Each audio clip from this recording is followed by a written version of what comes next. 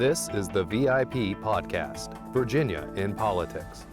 Let's listen to host Chris Saxman explore the personalities and policies that connect the Commonwealth. The VIP Podcast is brought to you by the VCTA, Broadband Association of Virginia, and Virginia Free. The views and opinions expressed here do not necessarily reflect the views and opinions of the VCTA and Virginia Free or our sponsors. Hi, Chris Saxman back on the VIP Podcast talking about retirements, part 2. Let's talk about those that have yet to happen. We saw recently this week Kathy Byron, delegate from Lynchburg, Campbell County, and Senator John Edwards from Roanoke City announced their retirements. Combined, they totaled up, 28 and 26, 54 years of service between the two. Okay? Now, we're going to have a few more that probably won't be returning, possibly up to 7 more incumbents not returning as a result of their internal primary battles. Let's look at those. But let's run down the list of those who might not be returning, have yet to announce their intentions. Janet Howell, 32 years of service from Northern Virginia, chair of the Finance and Appropriations Committee in the Senate. Emmett Hanger has yet to make his intentions known. We believe here at the VIP Podcast that Emmett Hanger will move into another district to run against already announced delegate Chris Head, and that's Senate District number 3 in the Shenandoah Valley, Stanton, Waynesboro, Augusta County, Rockbridge, on down to Botetourt. Mark Peake, it's considered widely accepted that Mark Peake will not challenge Steve Newman for that nomination, but Steve Newman still has to make his intentions known for the Senate District based in Lynchburg. Mark Peake was 6 years of service. Linwood Lewis on the Eastern Shore.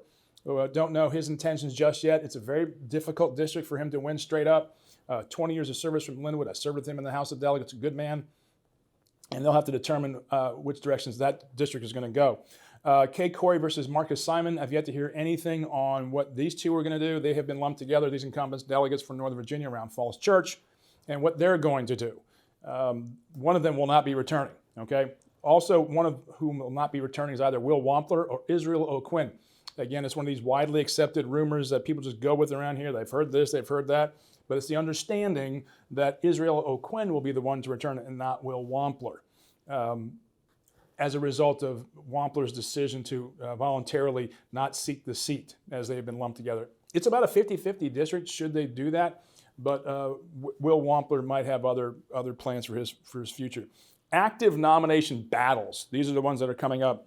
The big one on the Capitol Square that we're talking about, Louise Lucas versus Lionel Spruill, combined almost 60 years of General Assembly experience.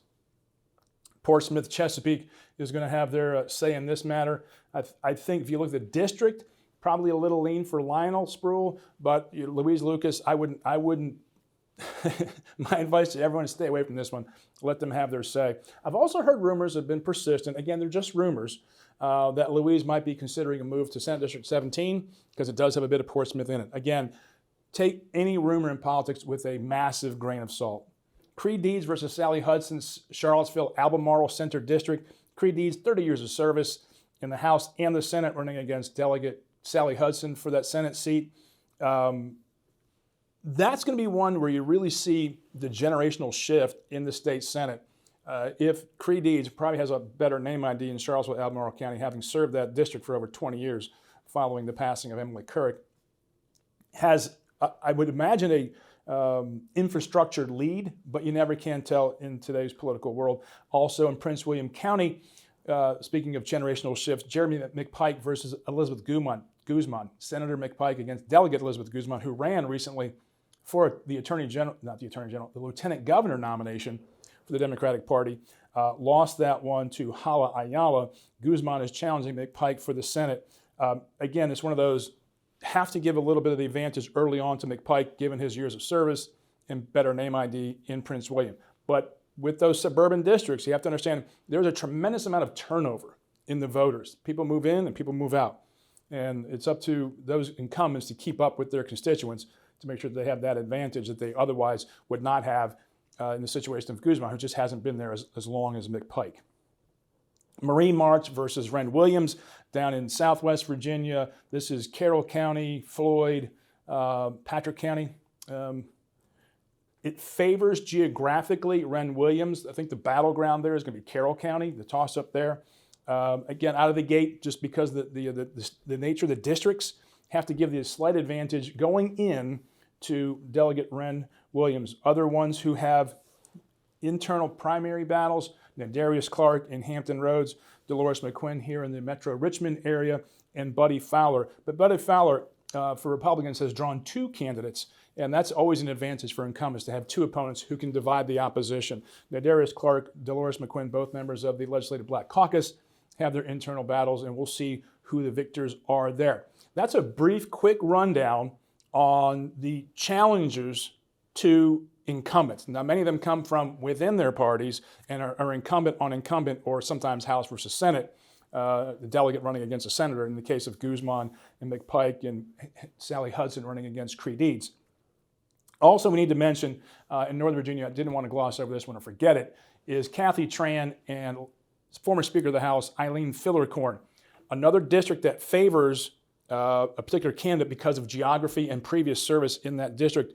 This one leans towards Kathy Tran. She released an internal poll saying or showing that she was ahead on name ID and favorables, but given Eileen Fillercorn's massive war chest, closing in on $1 million, she can overcome that, and with a lot of groundwork and hiring people to knock on doors for her, she'll be a very competitive candidate for the return.